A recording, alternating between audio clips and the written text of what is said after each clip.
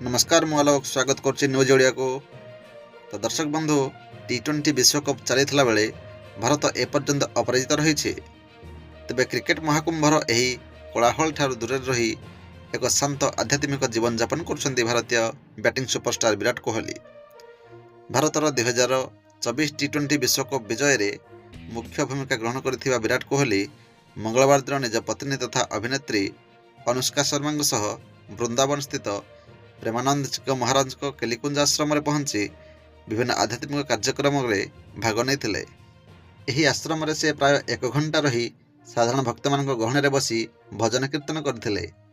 15 तारिख में निजर पुत्र आकायर जन्मदिन दिनक पर से आश्रम ग्रस्त करते। विराट को ग्रस्त नहीं आश्रम यूट्यूब चैनल रे जारी होता भिडियो जमापड़ा। भिडियो देखा जाउछि विराट और अनुष्का कपाल रे तिलक लगाई भक्त मान गहण में बसछन्ति।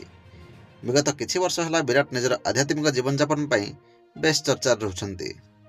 किछि दिन तले से उज्जयिनी महाकालेश्वर मंदिर, नीम कोरेली बाबा आश्रम एवं नरसिंह स्वामी मंदिर आदि परिदर्शन करथिले।